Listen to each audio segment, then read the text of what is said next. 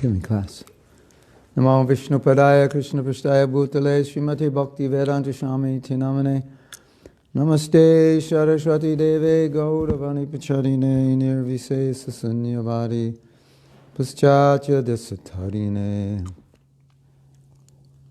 Vanchakalpaturubhyasta Kripasindubhyeva Cha Patitanam Pavanebhyo Vaishnavebhyo Namo Namaha. So, in yesterday's class, we were talking about how we may misutilize Shastra and justify actions which are controlled by the lower modes of nature, or in some cases even sinful. And this morning I was reading a resolution that took place, that was made in, I think, 1999.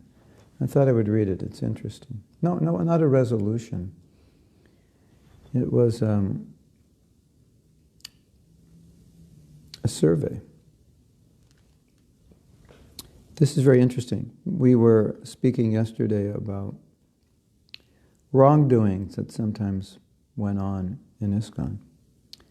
Listen to this.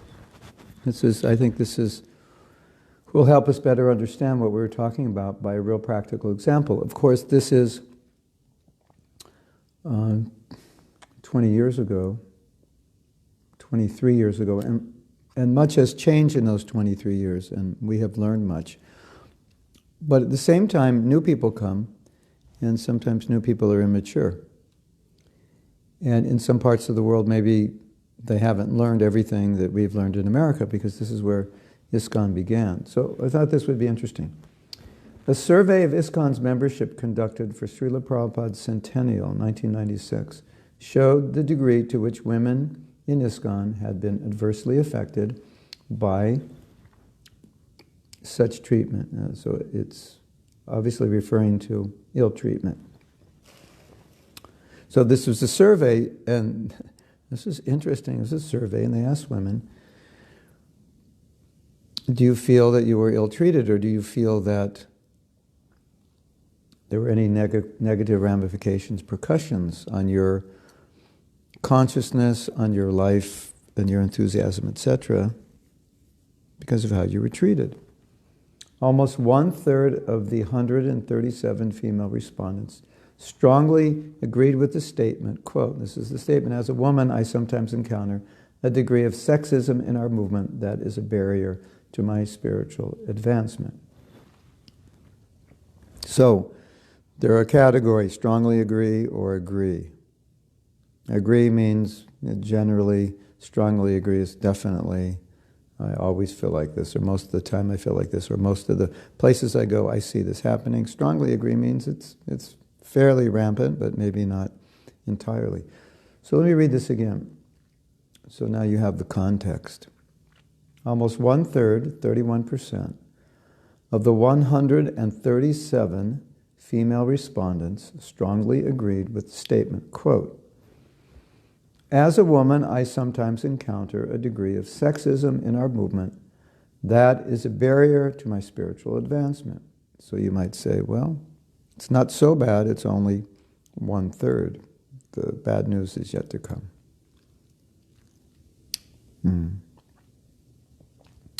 Lokasamastu Sukhina Bhavantu. Almost 2/3, 61%, agreed, so you have strongly agreed and agreed. In addition, more than 1/3 strongly agreed that many women suffer from low self-esteem, largely because they feel mistreated by devotee men, with 3/4 agreeing. The negative treatment of the women was not lost on some men who, recognizing the mistreatment of women, 2/3 were in agreement. In other words, 2/3 of the men recognize this problem. Far more important, however, was Prabhupada's personal example in his dealings with his earliest women disciples. In other words, he's saying that in that time of ISKCON 23 years ago or prior to that, even many of the men were aware that women were being discouraged, and the way some men were treating them, or the way the organization may be dealing with them in some places, was not conducive or not helpful. But actually was undermining them in some way, undermining their consciousness or their spiritual life in some way. Far more important, however, was Prabhupada's personal example. So you have men in ISKCON, about 2/3 recognizing this problem. But what about Prabhupada's example with his early women disciples? It was in these encounters between Prabhupada and his early women disciples that pro-change women unearthed the critical ingredients to construct a viable collective action frame. In other words, at a certain point, women felt that there was an unhealthy environment in some places.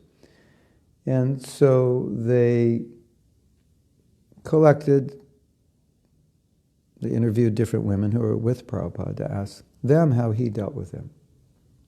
So this is what the stories portrayed. These stories portray Prabhupada's respectful attitude and behavior towards his women disciples.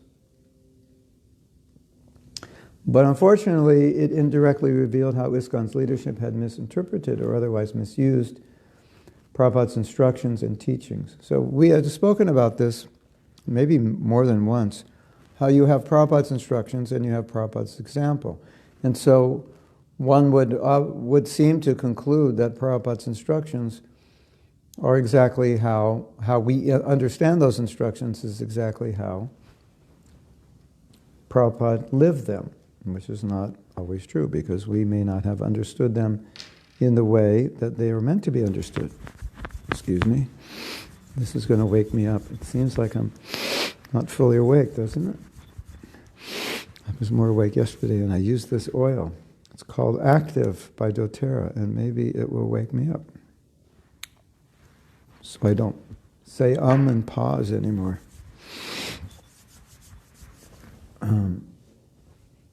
So, Shastra says something. And Shastra is ancient text passed down by guru to disciple. But the expert devotee applies Shastra according to the situation. So there are certain things in Shastra, in our scriptures, said about women, which made some men believe it was okay to demean them. But the point here is that the older female disciples of Srila Prabhupada said that it's not how... Prabhupada didn't demean them, he protected them, he took care of them, he was very affectionate and so forth. And I have something I'll read about that in a minute. So, you get Prabhupada's instructions, Kripanidhi Prabhu Ki Jai. You get Prabhupada's instructions, and then you get people interpreting them. And then you want to look at Prabhupada's example. So in this case, we're studying Prabhupada's example and his dealings with women, and also studying the examples of how Prabhupada, in the early days, his disciples dealt with women. There's a difference. And this is important for all of us to understand, that when we think we understand Prabhupada, of course we might, but we may not understand context, and we may not understand the broadness of Prabhupada's teachings well enough to come to conclusions. So anytime you come to a conclusion which is extremely right or extremely left, I would just suggest be careful that you may have misunderstood Prabhupada's instructions, because we didn't see in Prabhupada's behavior any extremely fanatical, either conservative or liberal behavior. Of course, you could say Prabhupada was the most liberal and the most conservative, but he was able to balance both. So he was never one or the other, but he was an amalgamation of both. We have tendencies to be more one or the other, and that can be a problem. And it did create problems. So they interviewed Srila Prabhupada's early women disciples to ask, how did Prabhupada deal with you? And wanting to see if the way Prabhupada dealt with them was the way the men in general in ISKCON dealt with them, or the way it seems they should be dealt with based on certain statements in Shastra. And so, I'll continue reading. In hearing these anecdotal accounts, women came to realize that their rights and interest as women and devotees had been sacrificed to further the religious and political agendas of ISKCON's renunciate leadership. In other words, I think for a lot of women, maybe who weren't with Prabhupada, who joined, let's say in the 1980s or 90s, there was a certain culture on how women were dealt with. And they assumed that's how Prabhupada dealt with them. And then they heard these accounts and said, no, Prabhupada didn't deal with the women exactly the way they may be being dealt with in your particular temple. And every temple was slightly different. So we're generalizing here. So now I have something I wanted to read.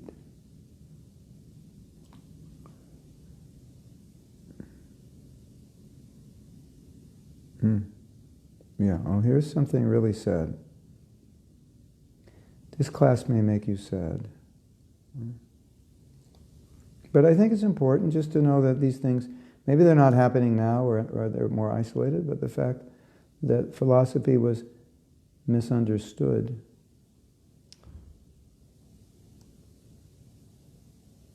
is important because it can be misunderstood easily. And then if you're ever a leader or have power, you have to be very careful. So this is a letter from Prabhupada. I don't know if I have the date on this letter. I don't. Now another thing, the girls should not be taken as inferior. Of course, sometimes scripture we say that women is the cause of bondage. So that should not be aggravated that woman is inferior or something like that. So the point Prabhupada's making is that men were concluding if woman is a cause of bondage, like she represents materialism and attachment, that means she's inferior because she's more attached. And she is the cause of bondage, she's the allurement of Maya, or personification of Maya, that means that she's inferior. That's how it was taken. And so if she's inferior, then she's treated in an inferior way. Right? I mean, that's not she should be, but that's how it came down. So that should not be aggravated that woman is inferior or something like that. So the girls who come, we should treat them nicely. Anyone who's coming to Krishna consciousness, man or woman, is very fortunate. The idea of addressing Prabhu means, you are my master, so everyone shall treat others as my master. This is Vaiṣṇava understanding. So this should be the attitude that women, Godsisters, they should be nicely treated, so that they may not feel any blank. And there's, in other words, the things we just discussed, they shouldn't feel discouraged. They shouldn't feel made to feel inferior or there's something wrong with them. After all, they are weaker. That should be our policy.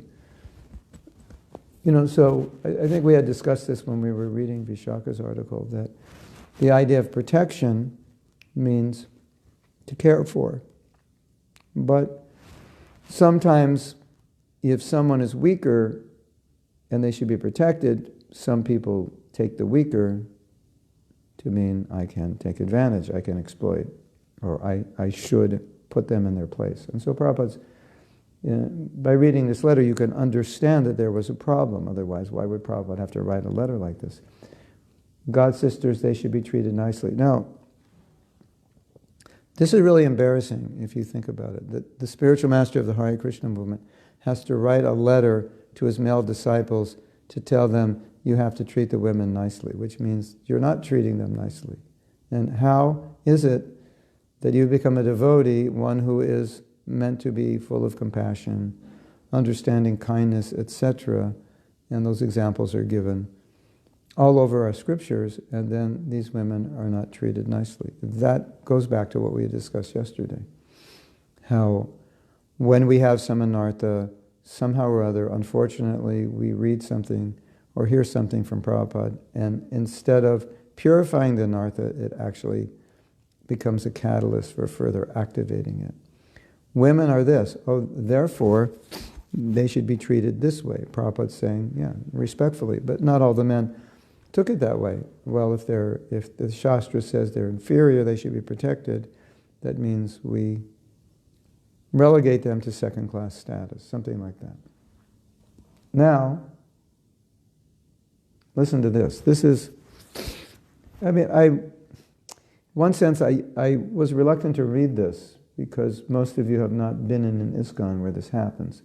But I think it's important just to hear the history, just to understand how things can be misconstrued in such a way by immature people that we create this very fanatical culture.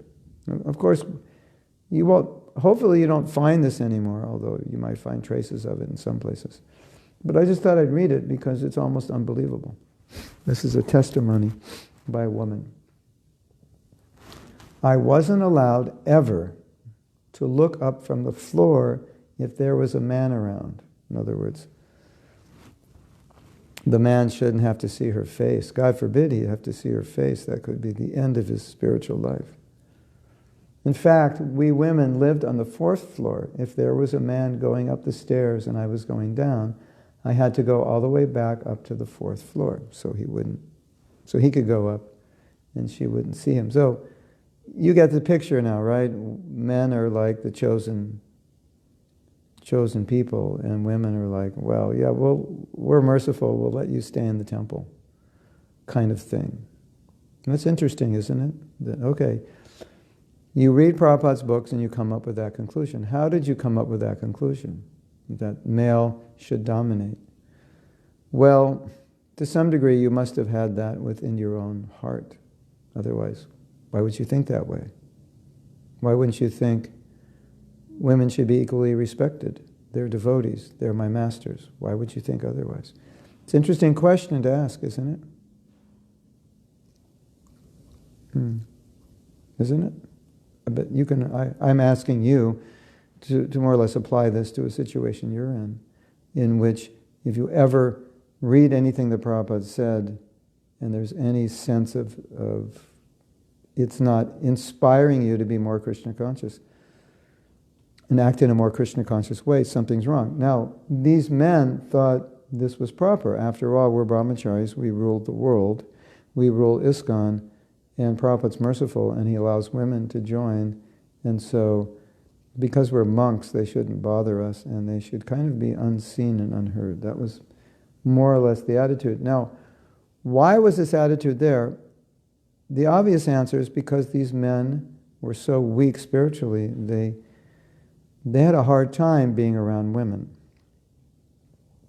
That's why. There's no other explanation. Otherwise, why would they make women, cover your head, cover your face, don't look at me, get off the stairway when I'm coming up, this is not proper.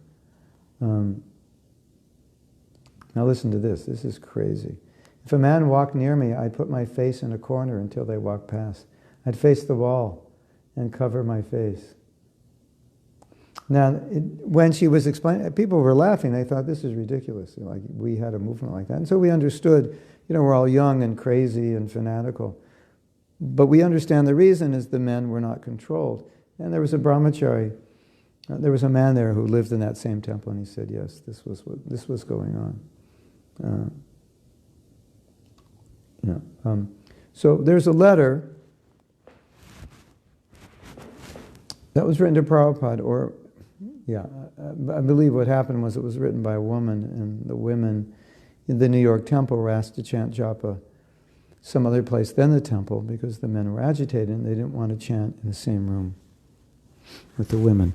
So that was sent to Prabhupada, not, as far as I know, not by a leader, but by a woman who was complaining that this is unfair. Prabhupada was so upset. And he said, who has introduced this? This is not in our line, this is not our philosophy.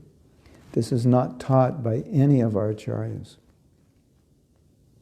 And then Prabhupada became very sarcastic, and he said, if you're agitated by the women, then go to the forest, because there's no women there. He didn't mean that. And then he said, but, of course, if you go to the forest, the whole preaching mission will be stopped, because we need to live in the city. And Prabhupada said, how will you avoid women? If you go on the street, half the population is women. So basically he was saying, grow up and become a mature man. So in their immaturity, they were using their immaturity to interpret Prabhupada's instructions in a way that they made it difficult for the women. And so, I just wanted to make you aware of this, and aware of Prabhupada's response to this, because he was very upset. He saw the obvious immaturity of this. But I think all of this supported our point, the points we had discussed yesterday. And so the problem was not what was in the Shastra, the problem was in the men's minds and hearts. So we have some comments already, and I think it's better to read the comments now, because when I read them later, I forget the context. So, Ganapati says, separation rasa aside, Ganapati is here. Yes, congratulations. We like seeing you. We miss you when you're not here.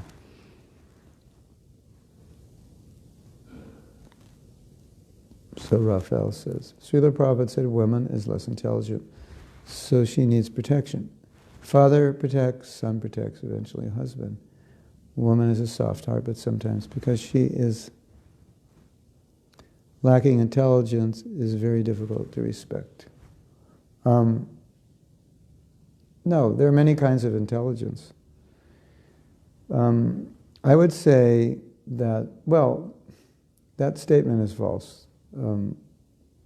Not lacking intelligence. Lacking intelligence. Well, what do you mean by lacking intelligence? You don't think there's any women more intelligent than you? There's no woman on the planet who's more intelligent than you? You don't think there's any woman on the planet who's more Krishna conscious than you? But lacking intelligence in this regard, yeah, definitely. Women can be exploited, and they need protection. But I know many women who will not let men exploit them. They're smart. They'll outsmart them, and therefore it says women are more cunning. So this is a whole discussion. We've had this discussion before. Generally, women are more materially attached, and therefore that's the definition of less intelligent. But female devotees are way more detached than your average male non-devotee. So that makes them more intelligent. But definitely men are out there to exploit women, and often women become exploited unknowingly. So yes, they definitely need protection. But to say it's difficult to respect, when our philosophy is you should respect an ant, say it's difficult to respect a woman because you think you're smarter, there's something wrong with that. And any married man who's got his head screwed on right will tell you there's so much help he's gotten from his wife, so much good advice. Did your mother not give you good advice? You only got good advice from your father. Did you know more than your mother because you were a man? I mean, you know, we have to put things in perspective.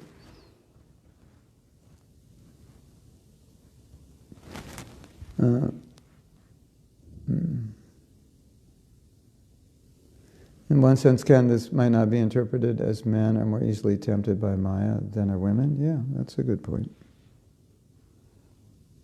But sometimes Prabhupada said, well, the male form is Maya to the woman, but the physical form of the woman is more attractive to the man than the physical form generally is attractive to the woman. You know, it's funny that, you know, men would think they're better when in Kali Yuga, you know, we're all so low that better is still low, and not significantly different than not. Better is not significantly different than those who are better. What's the word? Better than? Yeah. So, and in this letter we read, let's read it again, because now we have a context. Godsisters, they should be nicely treated. So the girls who come we should treat them nicely. Anyone who's coming to Kṛṣṇa, man or woman, is very fortunate. The idea of addressing Prabhu means you are my master. So everyone shall treat others as my master. So Prabhupada's saying, respect the women who come to Krishna consciousness like you respect anyone. Prabhu, master. That's his instruction. Not that, no, I can't address you as Prabhu because I'm a man, and really I'm meant to be respected by you. Excuse me, you should respect me, I should not respect you because I'm a man, you know. The Prabhupada never said that. But Maya has its various attractions for men and various attractions for women. Men tend to be attracted more to the grosser aspects of sex. Women tend to be attracted more to the subtle, the home, the family.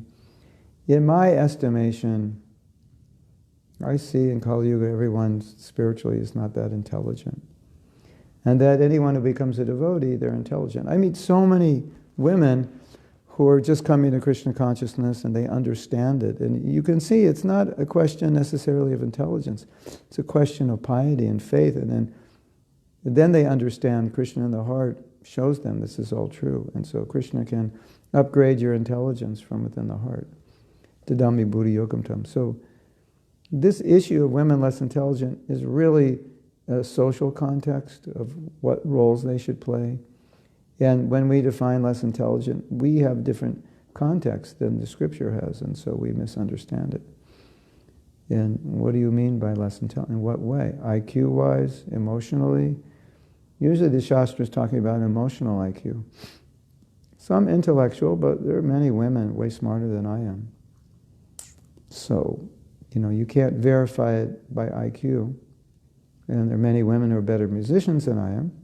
There are many women who are doctors and scientists, and Krishna didn't give me a scientific brain. So, this is just my personal experience. But the one thing I see where women are lacking is that sometimes they allow men to exploit them. And we say they should be protected from those who exploit them. Definitely. Upgrade your intelligence from the heart. When you become a devotee, it's automatically upgraded intelligence.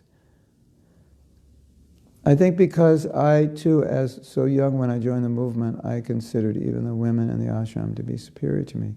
They're obviously more advanced than I was. At 15, yeah. I had a similar experience. It was interesting. I related this experience once before, but it's interesting because if you allow things to evolve naturally, everything tends to be okay. But if you allow things to evolve according to a misunderstanding of Shastra and trying to enforce that, they evolve in unnatural ways. So,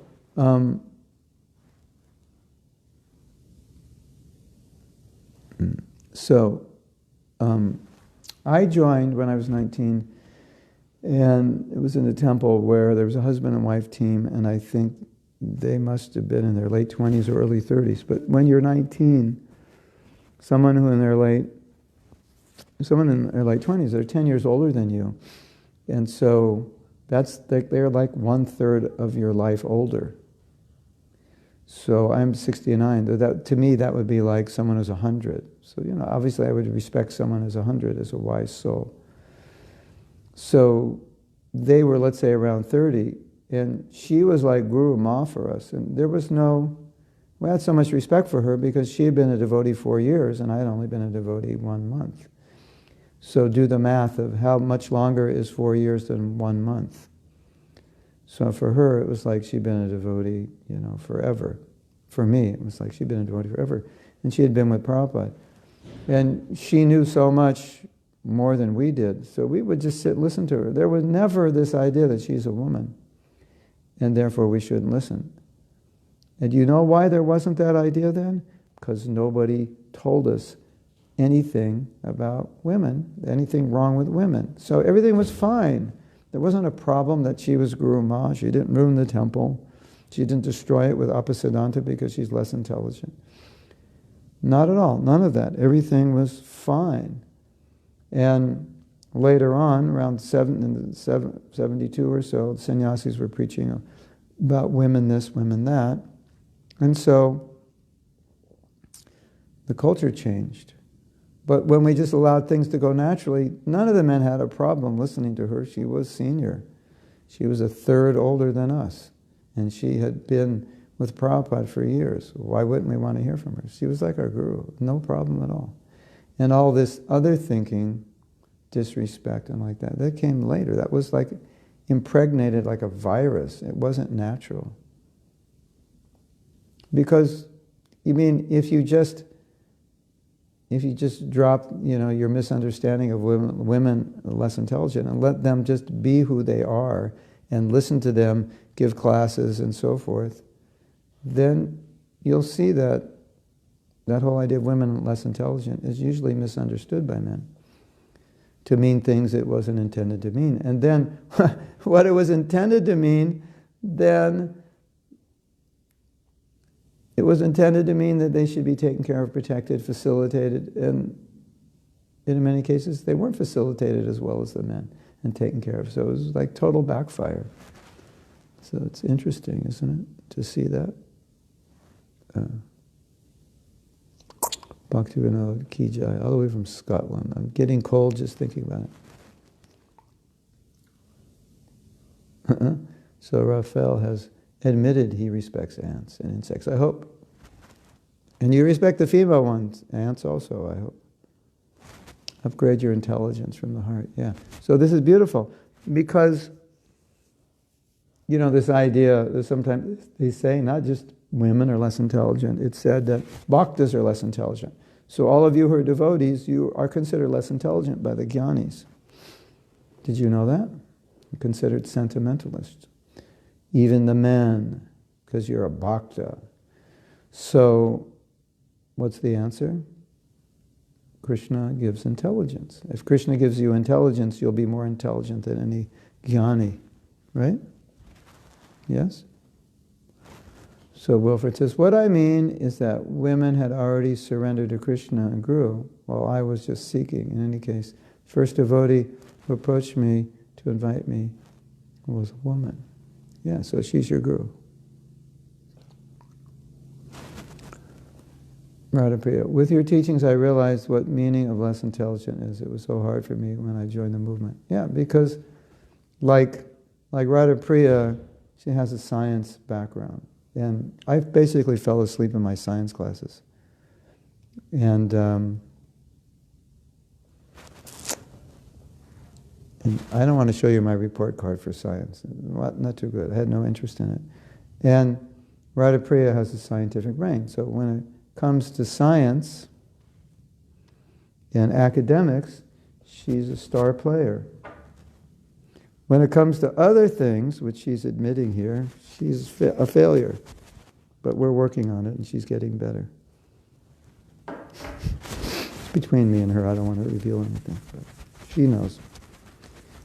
She knows she's intelligent. She'll tell you that. But now, she'll say, but some parts of me are not so intelligent. So she had some realizations.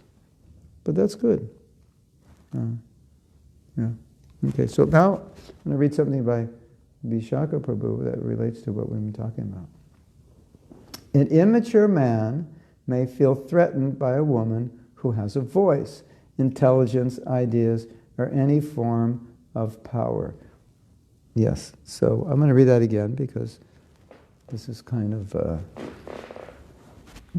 I don't know if this is the so-called meat to the discussion. Maybe this is the icing. An immature man may feel threatened by a woman who has a voice, intelligence, ideas, or any other form of power. Such a man, in the name of protection, may actually commit violence if he discourages, denigrates, or prevents that woman's chosen devotional service. Protection is not about denying someone's service based on the body in which he or she has appeared. That would be repression or oppression and would only cause distress. Rather, protection means providing a safe place from which one's protege can perform her service. So, I was just thinking today, I was reading something about challenges that are faced in ISKCON and how maturity is so important. Yeah, it's from Vishaka Prabhu Dasi. So, immaturity in leadership in a spiritual movement is a problem. Immaturity in any movement is a problem, but especially in a spiritual movement which has no history in the West. I mean, it's a little different if it's a Christian movement which has a culture that's fairly well defined and has a history. But here, we're trying to create the culture and adapt it not trying to create the culture, we're trying to understand the culture and adapt it to Western culture, which is not the job of an immature 20-year-old. He'll botch that up. And she is writing about how it was botched up. The men were immature, and their idea of protection was to minimize the women or denigrate them.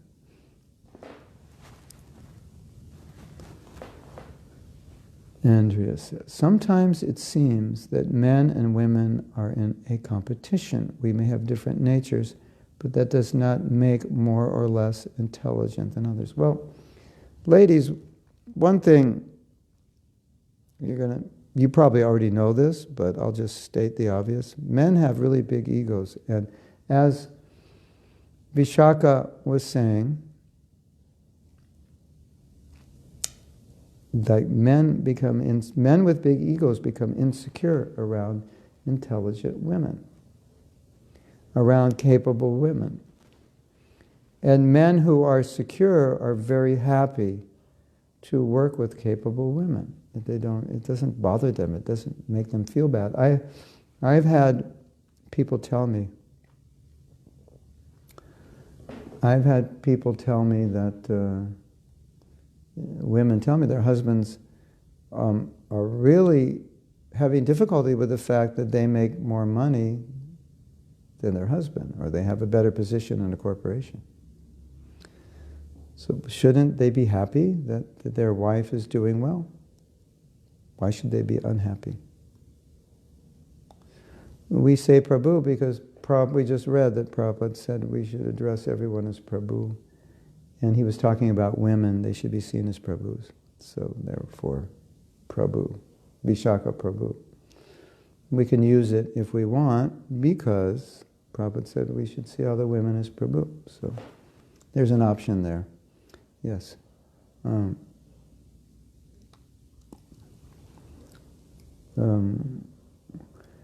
Radhapriya has difficulty working with women,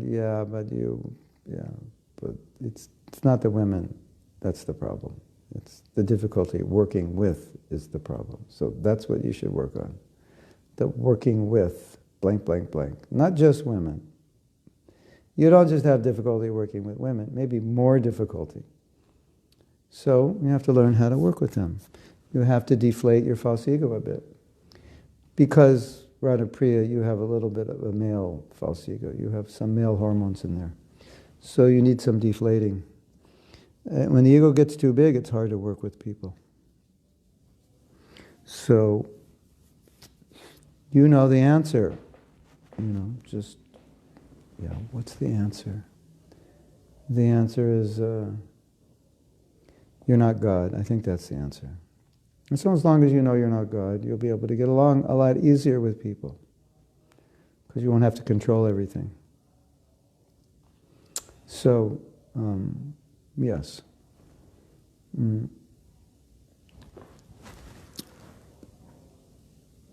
Yeah. Yeah. So the male false ego, it creates this problem. And it's not just an ISKCON problem, it's a pretty much a universal problem. Women have less advantages in many ways than men. You want to hear a funny story? Because since I was 20 years old, I had to work with men, and sometimes they were in my charge. It was very hard to make me respect. Yeah, because sometimes men are immature. But we were talking yesterday, and I think this will answer Radhapriya's question. Radhapriya is very strong. She lets me chastise her, and I publicly just humiliated her, but she doesn't mind because she knows it's good for her. And we're having fun here. Radhapriya does so much service, it's amazing. Anything I need, I ask her and she does it. Like, boom. But sometimes she needs to be... She says, I prefer to work with women. I prefer to work with men. Sometimes women are so complicated. yeah, well, you're a woman, so you ought to know. But we have to learn to work with everyone. But Andrea is saying she had trouble working with men because sometimes men want respect, but they don't act in an immature way.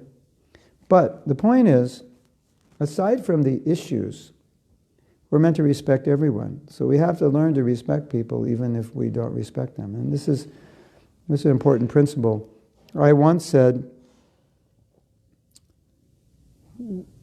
we have to learn to love the people we hate, even if we hate to love them. So we can apply this.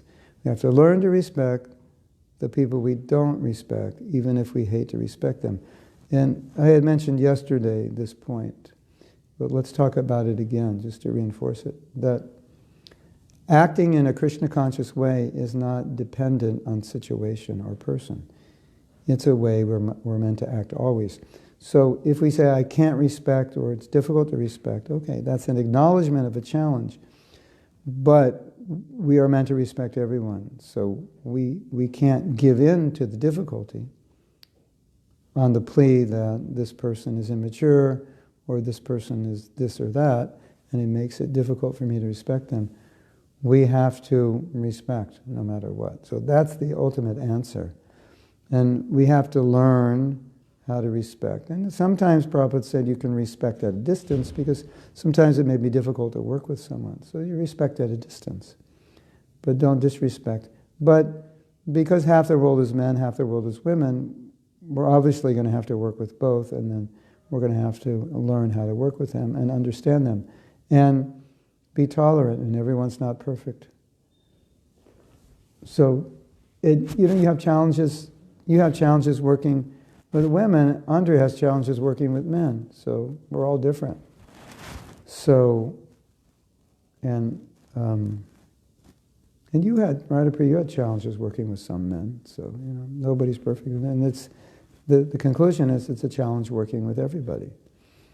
And we're going to need to learn how to be able to work with people, or at least, if we can't work well with them, how to respect them from a distance and not become obsessed with thinking and discussing how bad they are. But as with every discussion, my point is always, when we discuss a problem, we should think of the problem in relation to ourselves. So if we see a problem in others, then we should reflect, do I have that problem in any way? Maybe not to the degree that this person has, but do I have it in any way? And if I do, what can I do about it? That should be how we think. Because otherwise we'll just be looking at what's wrong with others. But when we can't get along, we're supposed to look at, well, okay, maybe there's a problem with this person. What's the problem with me that I can't get along? Okay, this person acts in a certain way and I think it's not really right, or pleasing, or whatever, honest, or it's bigoted, prejudiced, narrow, whatever. Okay. So, does the person have any good qualities? Yes. He's a very strict sadhaka. He's been a good devotee for so many years. Okay, so then you make a decision, like what I call the post-it program. You write on your post-it, this is not a devotee I really want to be close with. And so you don't write on your post-it all the reasons you don't want to be close. You just write it, you make a note, this is not someone I want to be close with or work closely with. And in some cases you may have to, but let's say in general, you could choose to post it, write on your post-it a note, don't work closely with this person, it won't work. And then you stay a respectful distance, and respectful distance means so you can respect them. So you can think positively, not negatively about them. So, this happens to me occasionally where there'll be some situation in which someone deals with me in a way which is like, oh, red flag. This person is a difficult person to deal with, and it looks like it would just get worse if I try to deal further with this particular person or issue. So there's a post-it, stay away. And then, once the post-it's there, I don't have to have any disrespectful feelings towards him. So that's how we deal with it. And if we have to work with a person, sometimes we just have to take a humble position because the other person, that's the only way they'll work with us. What can we do? We're doing it for Prabhupada, right? So that's why we do it.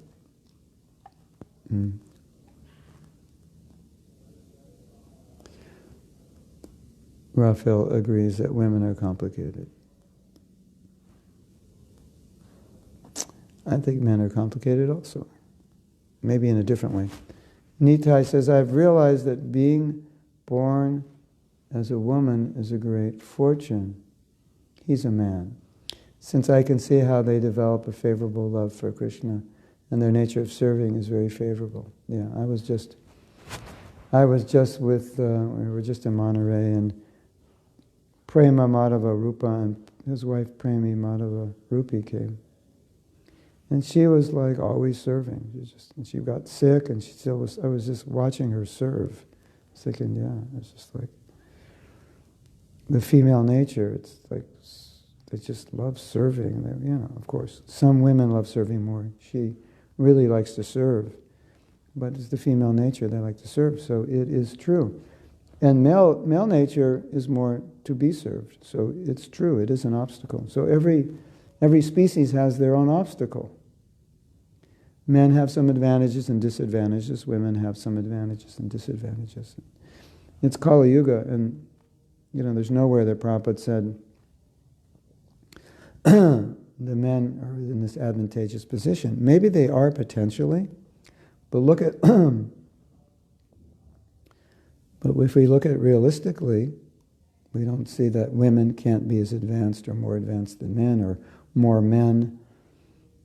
There are more male men advanced than women. And now we see in many places of the world it's mostly women. So the women being, like in China, if you're a man, you have like 85% less chance of becoming a devotee than a woman. 85% of the devotees are women.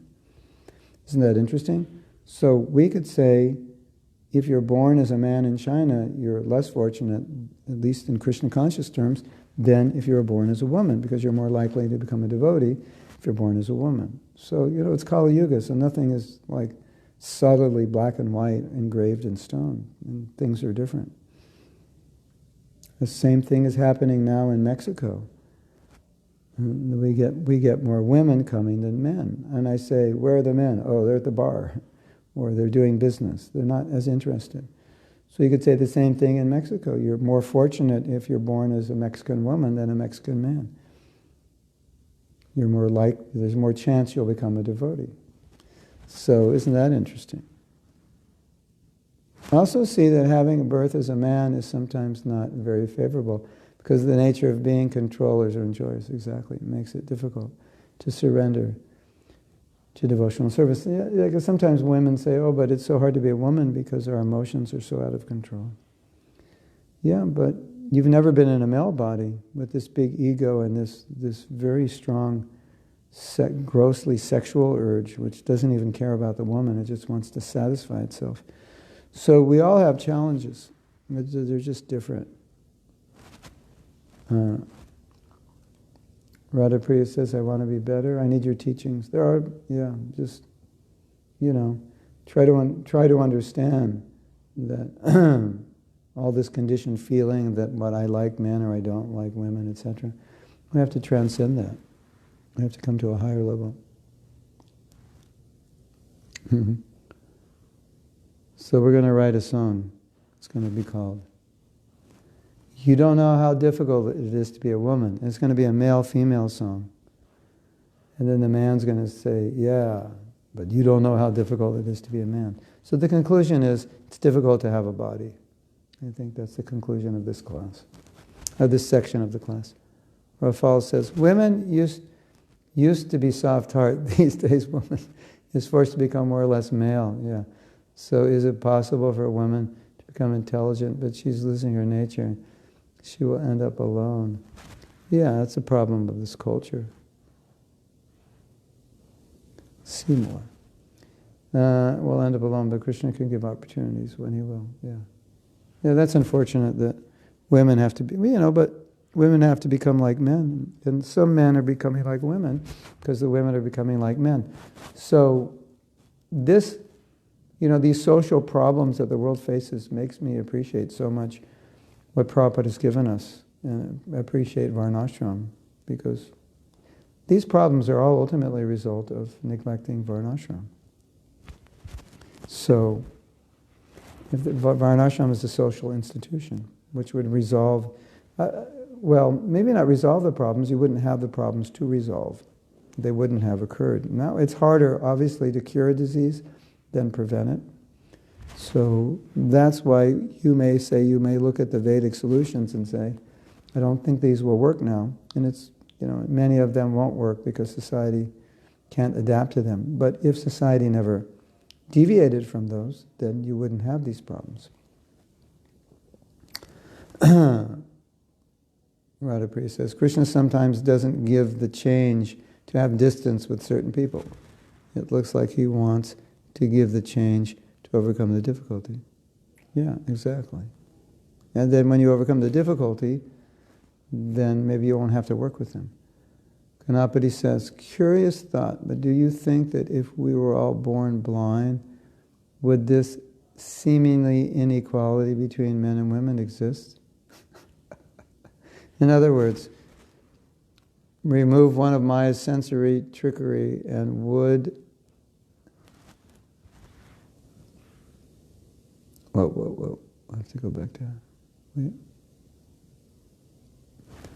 And would the playing field be more level? Again, just a thought. I seem to remember a biblical verse along the lines of, if thine eyes offend thee, pluck them out.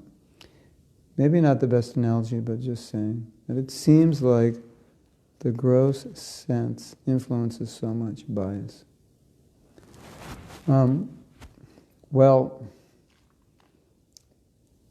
Part of me says yes, and part of me says Maya will figure another way to get in. So she can't use your eyes, she'll use something else. Yeah, obviously life without vision would be different, and especially sexually, but it's not that you can't see beautiful members of the opposite sex in your mind. You can't, so there's always the imagination. So Maya could do that. So the point is, it may be different, but it's still going to be difficult no matter what. And Bilva Thakur did pluck his eyes out because he had decided to go to Vrindavan and totally dedicate himself to Krishna consciousness. And he had left Krishna consciousness as a young man, so now in his old age, he had decided to go. But he was very attracted to women, and he, on his way to Vrindavan, had saw one woman and he wanted to enjoy with her. And he was a Brahmin, and you had to give Brahmins whenever they want, so he asked the man for his wife. And then he realized that these eyes are the cause of my problem, and he plucked his eyes out. He did something. He went to the woman and said, give me your pin. Instead of engaging with her, he said, give me the pin in your hair, and he plucked his eyes, made himself blind. So there is some Shastric reference for that it would be easier, but not recommended. And still I stand on my sense that Maya will figure a way to get in.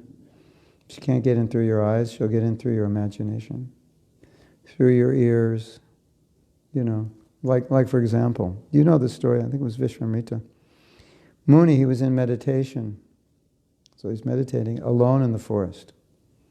So he's been meditating for thousands of years, and he hears some ankle bells. Ankle bells means that a woman is walking by. So imagine, there you are alone in the forest, you're this yogi, and you hear ankle bells, which means there's a woman, which is a temptation, for sure. So he opens his eyes, and there's this beautiful apsara. And that was it.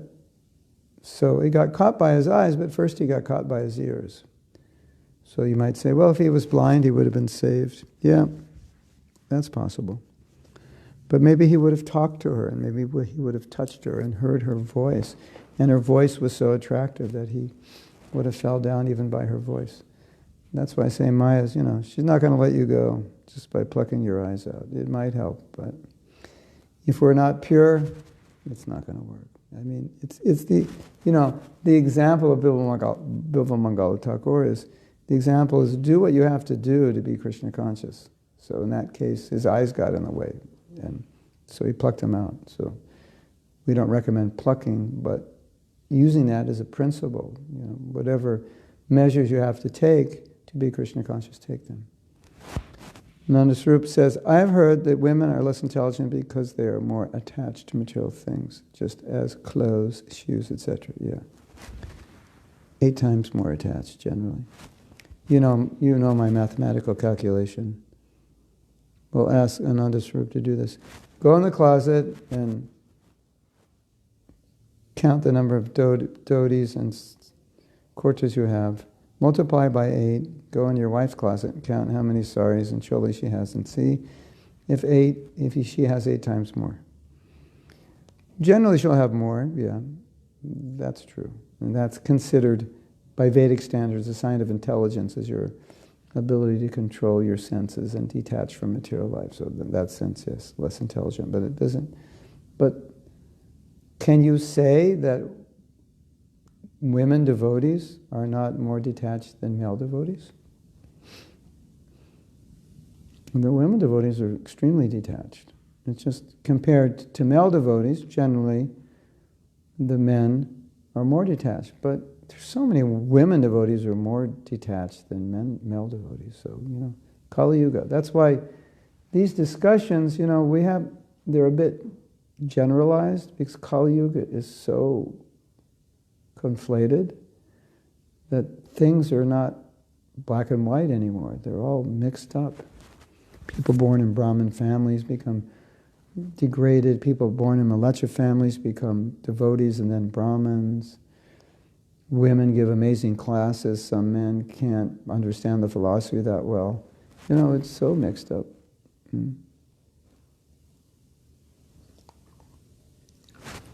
If we thought about the fact that we are spirit souls and in the end the bodies only matter, if we begin to see ourselves beyond matter, there would be more respect between us. Yeah, well, that's our philosophy, and that was the whole point that we've been discussing.